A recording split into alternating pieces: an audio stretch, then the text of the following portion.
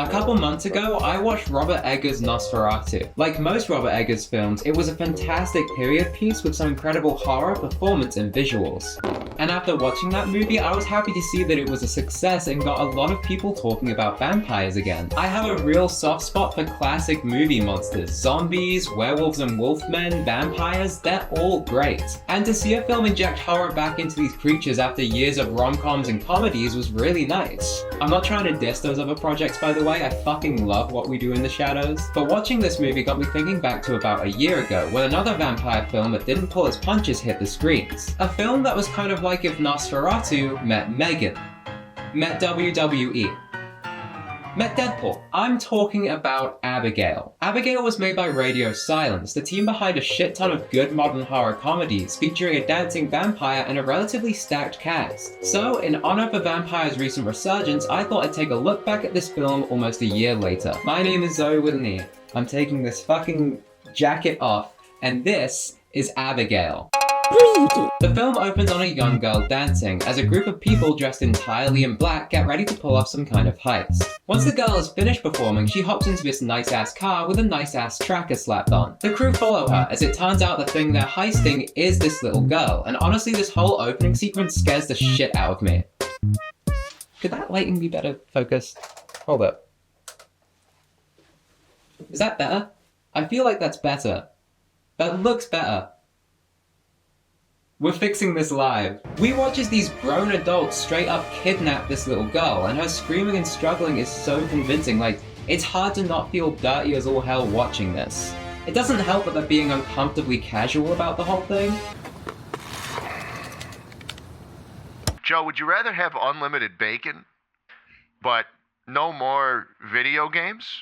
They sedate the girl, throw her into the back of a van, and drive away to this big old house. They're greeted there by Lambert, played by Giancarlo Esposito. I know the obvious joke here is to reference Breaking Bad, but I haven't seen Breaking Bad, so I don't... Weed?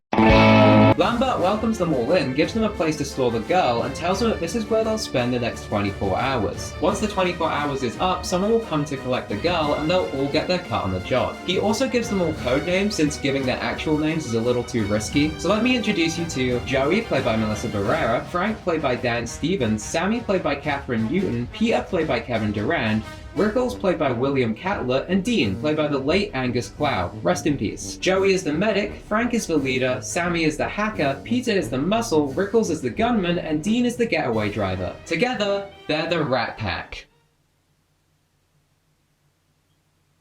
Turns out the next 24 hours might not actually be that bad, because they have a whole fully stocked bar with a pool table and everything. Not to mention the rest of the house, which is like my gothic wet dream. The only downside is they're stuck here together, and they get on about as well as a group of high school kids. I mean, 5 seconds into the night, Frank calls out Joey for being in rehab for drug addiction.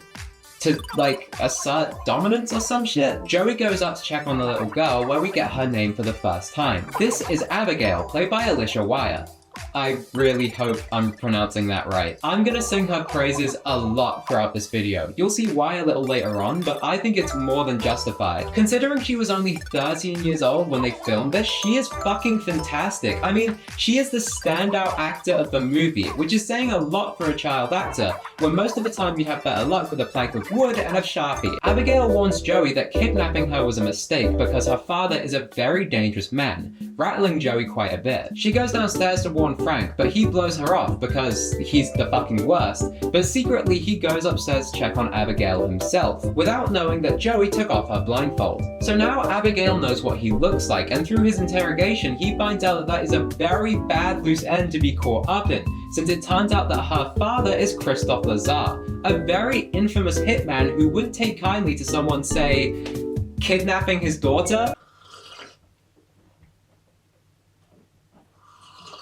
Again, I have to give props to Alicia Wire because this is another really hard scene to watch and she sells it completely. Don't point a gun at a kid, man! Now that his boots are thoroughly shaken, Frank attempts to dip, but the rest of the Rat Pack convince him to stay since Lambert is a trustable source and the most dangerous part of the job is already done. Now, all they have to do is sit tight for a few more hours and they'll all be millionaires. And sit tight they do. They lock down the house, Joey and Rickles come about as close to sex as you can get without making any physical contact, and Sammy starts starts watching Woody Woodpecker? Okay, you do you, I guess.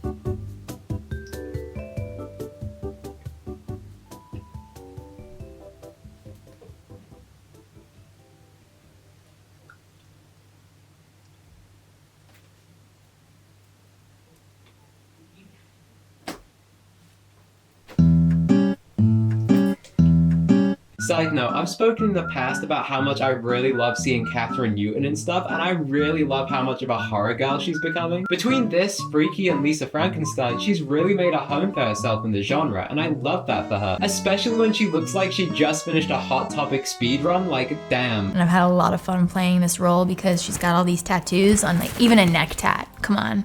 Like, it's so sick. Ugh, I love her. I've loved, and the hair and the makeup. Love this character. It's just kind of who I want to be. I don't know if I classify her as a scream queen, more so a spooky bitch, but I love that for her. We love a spooky bitch around these parts. But what we don't love is spooky men in spooky masks. Just kidding, don't check my Twitter bookmarks. Dean snuck up on her, thinking that they had some kind of connection and trying to make a move. Ew. Dude. Sammy kicks him to the curb, so he's stuck playing Luigi's Mansion on single player when all of a sudden Sammy goes to investigate all of the... And when she gets there, it turns out Dean is perfectly... Oh. Oh dear. What happened? No shit. They all piece together that the emo kid who probably has a panic attack ordering food over the phone didn't do this, but instead they suspect this is the work of Christophe Lazar's infamous hitman Valdez. According to Rickles, Valdez is responsible for some gnarly and unexplainable hits. So gnarly and unexplainable that people don't even know if he's real. At this point, Rickles has had enough and tries to ditch, but he can't since they're all locked in. And I mean locked in. The doors are barred, the windows are shuttered, and it's all next to indestructible with the equipment they currently have. And even the equipment they do have is getting scarce, since Rickles' gun is vanished. There's no two ways around it. They're being fucked with and picked off. So Joey goes to Abigail to ask if anyone else has been in the room with her or if she knows what's happening, and she tells her that Frank is secretly Valdez. So Joey and Rickles plan to deal with Frank, and oh shit! Sorry, bud, we're all out of the Hello Kitty ones. So Rickles is beyond dead, and Joey goes downstairs to warn everyone about Frank, but like, Joey, I don't think Dan Stevens is capable of this. He can hardly do a German accent. Gretchen is from the United States. Frank doesn't take kindly to these accusations and demands Peter go grab Abigail to start getting some straight answers. Joey chases after him because she doesn't want a little girl to be tortured for information, and everyone begins fighting while Abigail watches handcuffed to the bed, until she unhandcuffs herself. What the fuck? How the fuck did she get out of those cuffs? Huh? Yep.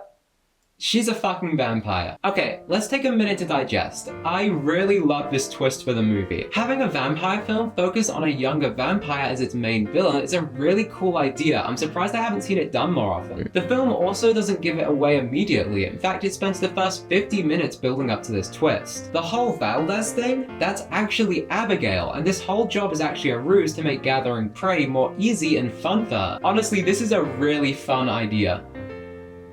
But it was kind of fucking ruined before the movie ever came out. From the very first trailer, they were showing off that this girl is a vampire, and I mean, even just calling the movie Abigail kind of gives away that something is up. And honestly, while I don't think that kills the movie, it does just kind of feel lame to me. Like, why waste my time acting like this is some big twist when the entire marketing hinged on her being a vampire? I get that the characters don't know, but wouldn't it be kind of fun to be in shock with them? I mean, you built it up for the whole movie. Why not commit to it? To me, it just kind of feels like they were trying to pull a Megan. Like, you have this movie with a cute and quirky femme fatale who isn't all she seems to be.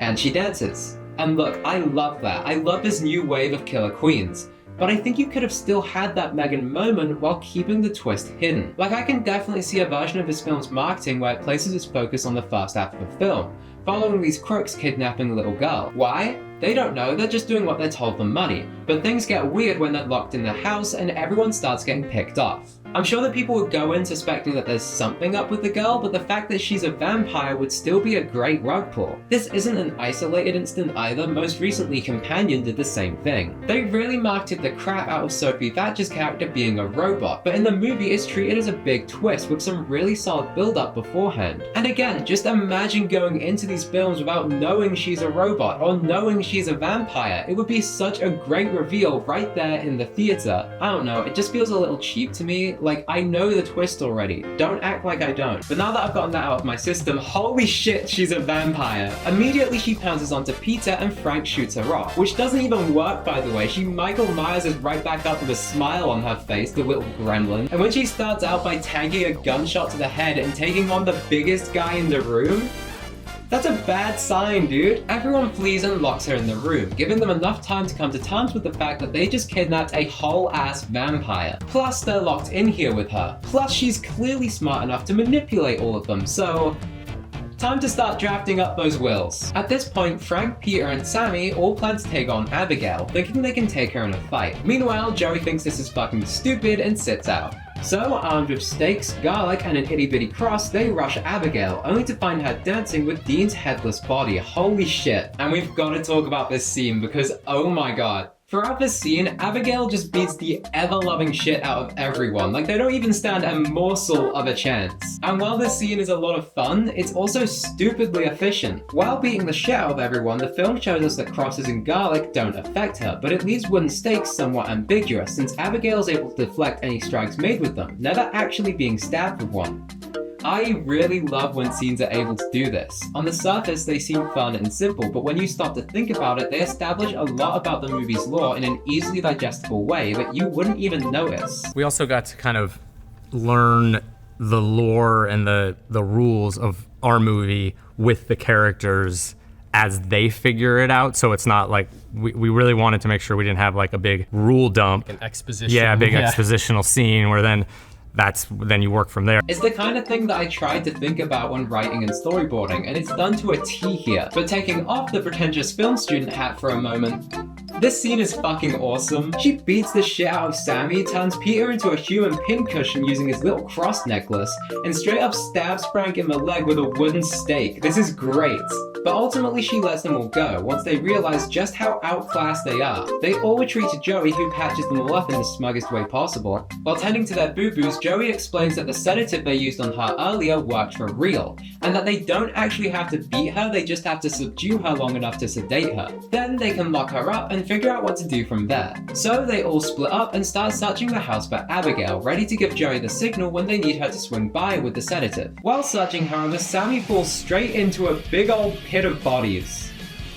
Gross. She's not the only one getting a healthy dosage of trauma though, because across the house, Peter has a vampire on his ass. And she's doing ballet whilst chasing him, this bitch. And as if Peter's day wasn't bad enough, Frank knocks him down a flight of stairs. But it was kind of a blessing in disguise because now Frank has a vampire on his ass. Abigail starts strangling him, and when Sammy tries to wrestle her off, she gets bitten. Then Peter comes out of nowhere, tackling Abigail to the ground and pinning her down long enough for Joey to sedate her. Once she wakes up, she's been locked in an elevator, and what's left of a rat pack demands a way out of the house, but instead she starts monologuing at them. She explains that every single one of them did something that fucked with her father's business, so now it's her job to deal with all of them.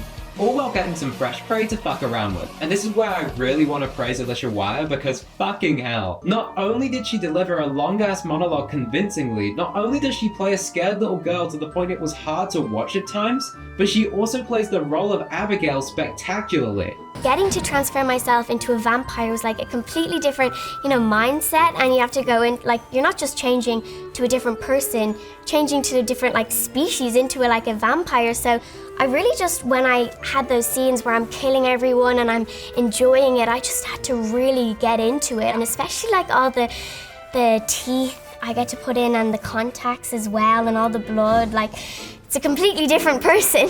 Not to mention the fact that she's doing all of this whilst putting on an accent because it turns out she's fucking Irish. The whole performance is incredible. She has such a great range, all whilst being only 13 years old. She also did a lot of the stunts herself. I also did a scene last week where I started levitating, which was really, really weird. Like, you don't really realize it until you're literally up there, like, flying. Like, it's really odd, but it's so much fun. Like, it's so fun. Which becomes a little less surprising when you consider the fact that up until this film, she was also a dancer. She starred in the Matilda musical film as Matilda, which makes her being the dancing vampire feel all the more perfect. Abigail definitely isn't my favorite horror film the decade's given us so far, but I would go as far to say that Abigail herself is probably my favorite new horror villain of the decade. Believe it or not, Freddy Fazbear wasn't quite cutting it for me. Abigail makes the Rat Pack an offer. If they let her out of the cage, she'll let one of them live. When Peter tries to take her up on this offer, Joey fucking shoots him. God damn. So Joey and Sammy take Peter upstairs to patch him up, whilst leaving Frank to keep an eye on Abigail alone. And of course this little shit doesn't waste any time trying to manipulate him. She tells him that if he lets her go, she'll let him live, but he calls her bluff and makes his own offer. If she tells him how to leave right now, he'll let her go. She tells him how to get into a secret passage in the library, and he starts poking the vampire with a stake. Still gullible at your age? You fucking freak.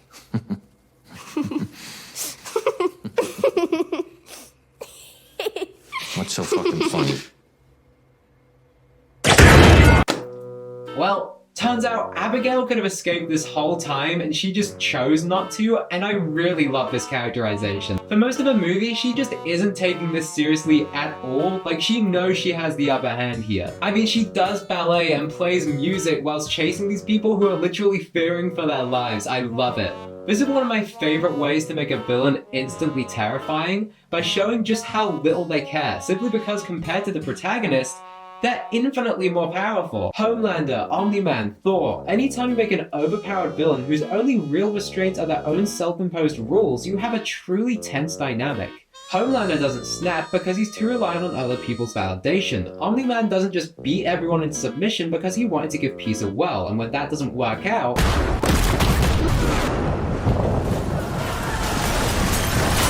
Please.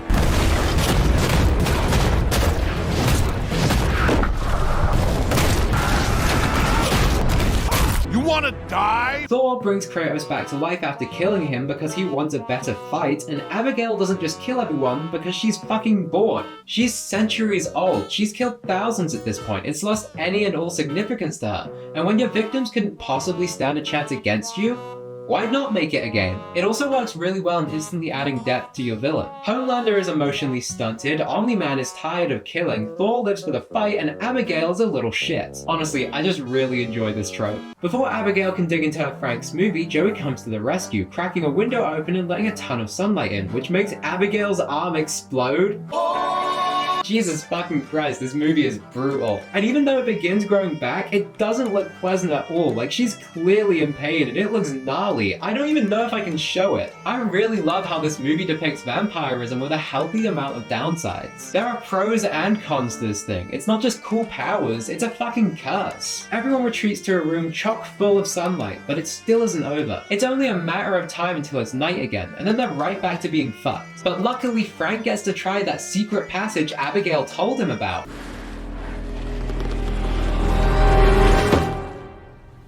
Fucking dumbass. So now everyone's all mopey, Joey especially because she's all out of the candy she was using to cope with withdrawals, which Frank yet again pokes fun at her for, calling her a deadbeat mum, which, like, dude, fuck you. But his bullshit was good for one thing, giving Sammy the idea to short the power to the house. What, are you gonna unplug the fucking house? Hey, you don't get to make a good point. So they split up into two teams to look for the house's power supply. Abigail begins mind-controlling Sammy, who's now finished her vampire transformation.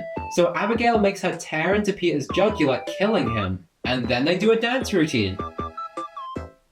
Okay. Then Abigail makes Sammy call Frank and Joey, and once they reach her, she's basically giving them puppy eyes about the whole dead Peter thing. But it doesn't take them super long to notice that something is up. I mean, with both Steve, she's either become a vampire or she's become British, and both are equally horrifying, so they both start running away. And they lead Sammy right into the sunlight-filled room, so she...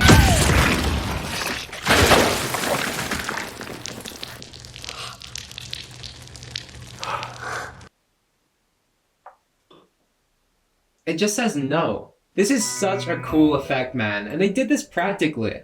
Well, I mean, they did the blood practically. I don't think they actually made Catherine Newton. In fact, pretty much all the gore and blood in this film is practical. Apparently the directors Tyler Gillett and Matt Bettinelli Oldham were very insistent on it. The entire film has great practical effects. I especially love the look of the vampires. I mean, these fake vampire teeth look fantastic. After making Sammy go boom, the actual secret passage opens up for Joey and Frank. And before we go into this final act, I just want to take a moment to apologize to you all. It is only downhill from here. Joey and Frank walk through a secret passage into a secret control room operated by Lambert, who's a vampire?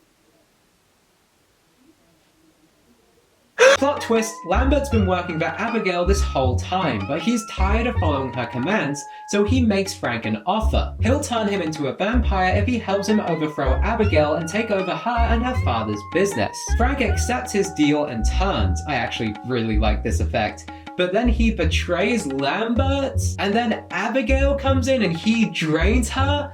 Oh no! Now you might be wondering, Zoe, why don't you like this? This doesn't sound too bad. And it's not that I don't like this twist, it's just that the tone of the movie goes completely out the window. Up until now, it's been a solid horror comedy through and through, but now it's just the cheesiest B-action movie I've ever seen. First of all, the dialogue. Oh my god, the dialogue. I fucking hate ballet. Cool, dude. All of a sudden, Frank is a wisecracking Looney Tunes villain, and I swear to God, I am not over-exaggerating. What are you, fucking Bugs Bunny? They also really dial up the usage of the word fuck in the last 15 minutes or so. They've been pretty liberal with it up until now, but now every sentence is punctuated with a fuck, fucking, or motherfucker. And look, I know that I throw fuck around a lot myself. I'm something of a fuck expert, a fuck fanatic, a fucker if you will. But this movie really overdoes it. It feels like it was written by an edgy 14-year-old who just got brave enough to start swearing in front of his friends. The fuck is happening, motherfucker? We're not taking any fucking deals. You fucking set me up. Anything you fucking want. Fucking. Fuck! And on top of that, I just don't think Frank is a very good villain. I love Dan Stevens, but my god, he is just not very intimidating, especially with slicked back hair and a Brooklyn accent. Like, this is a scary villain. This is the third Mario brother. Plus, he's just goofy as all hell. Anyway, Joey calls her son to say goodbye, which is honestly pretty sweet. You're the one good thing I did in life. And I just needed you to hear that.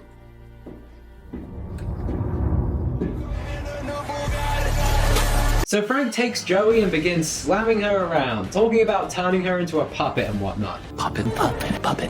In my notes, I just have, if he says puppet one more time, I'm gonna kill myself. He says he's gonna mind control her and make her kill her own kid because he's so evil. Ooh. Before throwing her to the floor where Abigail catches her. She says she's too weak and she needs Joey's help to beat Frank. I swear I saw this in a Pokemon episode once. In my hands. Well. Frank, I swear to God, instead of telling you how bad I think this is, I'm just gonna show you this clip. Let's just skip ahead. Abigail and Joey win, stabbing Frank with a wooden stake as he explodes while saying fuck. I could not make this shit up. So Abigail and Joey make up and Abigail lets... Bothered.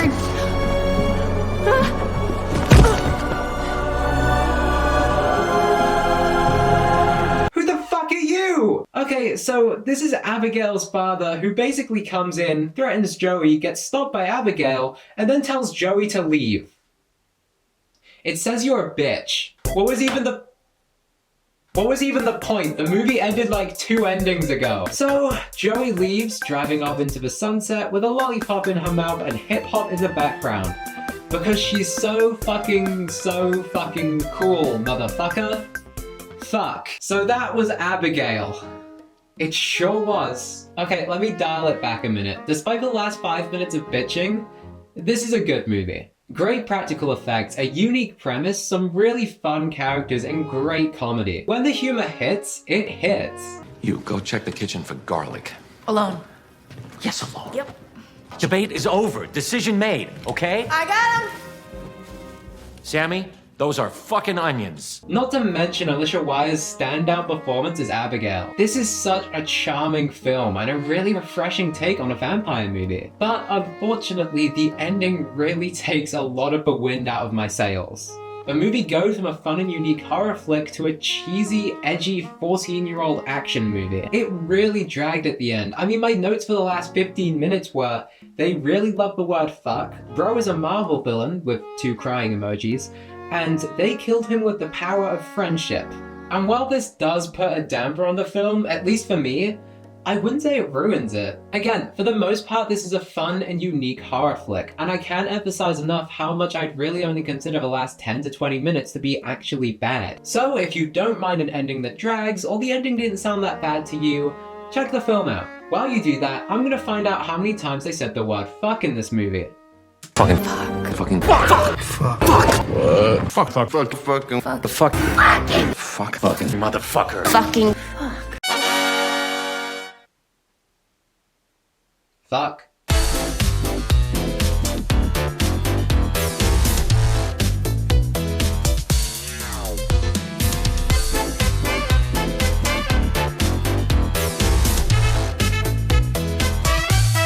I cut myself, hold up.